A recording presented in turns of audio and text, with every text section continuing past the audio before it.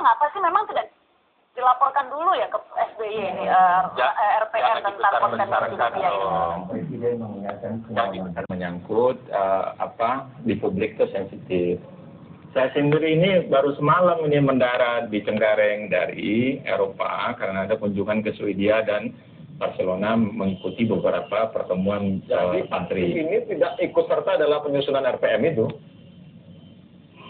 Iya, jadi RPM mengenai konten media ini itu sudah dirancang sejak tahun 2006 ya. Jadi ada beberapa tim bahkan dikonsultasikan itu. Nah, yang saya sedang pelajari sekarang adalah kok tiba-tiba meledak ketika saya berangkat ke luar negeri hanya 6 hari loh saya di luar negeri itu. Jadi kudeta ini. Menurut Anda ada masalah komunikasi? Apakah seperti itu, Pak Tis? Bagaimana sih sebenarnya komunikasi Anda dengan Presiden? Apa juga berpantun begitu atau bagaimana kok sampai ditegur seperti itu? Tidak. Jadi kalau menurut saya ini dengan Presiden itu beliau bagus mengingatkan semua menteri dan tidak spesifik juga menyebut walaupun memang semua mata menuju ke saya barangkali ya kan, tapi saya bisa jelaskan bahwa kronologis atau semangat daripada rancangan peraturan menteri ini adalah untuk menindaklanjuti aduan masyarakat ya, yang dalam hal ini misalnya ada keberatan masyarakat mengenai adanya blasfemi, penghinaan terhadap suku, agama, dan ras. Akan tapi, sekali lagi, ini barangkali karena disusun sejak tahun 2006, saya ingin pelajari lagi. Jangan-jangan apa yang disusun dalam rancangan peraturan menteri ini sejak tahun 2006 ini sudah terangkum di dalam Undang-Undang ITE, misalnya Undang-Undang 11 tahun 2008 ya. Karena 2006 ke 2010 kan itu sudah 4 tahun ya. Oleh sebab itu bagi saya tidak ada halangan untuk mengkoreksi kalau misalnya ya, ada di situ memuat pengekangan terhadap kebebasan pers yang sudah diundang sudah diatur di dalam undang-undang pers. Kita tidak akan. Tapi Pak Tis, RPM itu sendiri sudah menjadi wacana publik ya, sudah diketahui dan memang sudah tahun 2006 sudah ada dan pada saat itu memang juga mengalami penolakan. Nah ini mengapa yang sudah ditolak pada tahun 2006 kok sekarang diwacanakan lagi nih? Untuk apa Pak Tis? Ya belum ada penolakan ya. Uji publik pertama dilakukan pada tahun 2008. Ya, dan uji publik kedua dilaksanakan pada tahun 2009. Ya. Jadi sekali lagi ini saya baru baca juga RPM ini. Oh rupanya kenapa ini jadi ramai? Karena dia dipertanyakan Pak Tis. Saya pertanyakan Anda yang harusnya menandatangani RPM itu jadi PM peraturan menteri, loh kok belum tahu dan wacana itu ketika Anda tidak ada? Jangan-jangan anak buah Anda belum ini.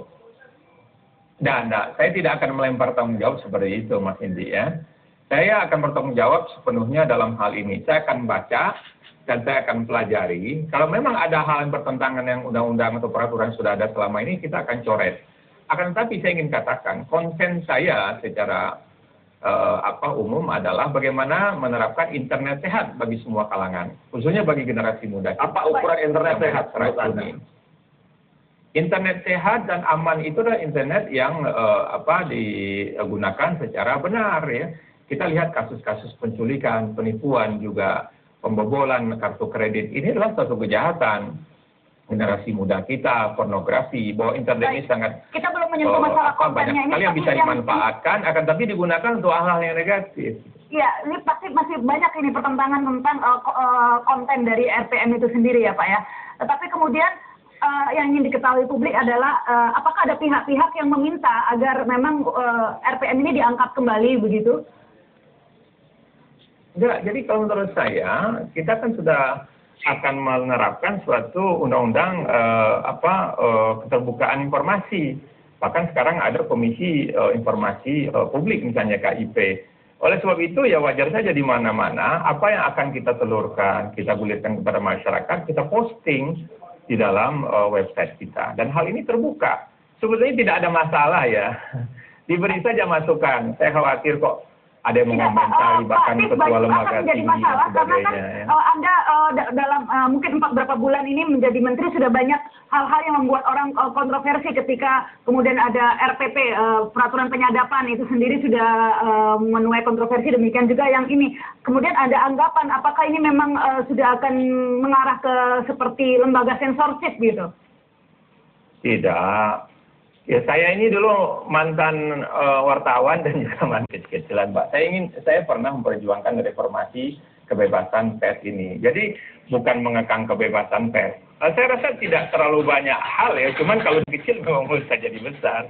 Hari ini saya dihujat secara sepihak di suatu stasiun televisi tanpa memberikan perimbangan. Ya, ini saya rasa juga kurang fair.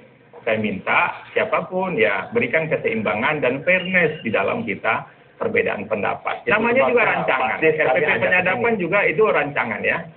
Sebabnya Pak Aceh kami ajak ke sini kan untuk berbicara. Baik, sebelum ngobrol lebih jauh, termasuk tentang konten begitu, kami akan ajak Anda untuk mengundang berbincang juga dengan dua pakar yang bicara tentang blog, tentang multimedia dengan Pak Tif. Jadi ini saya bilang apple to apple gitu. Tapi nanti setelah pariwara berikut.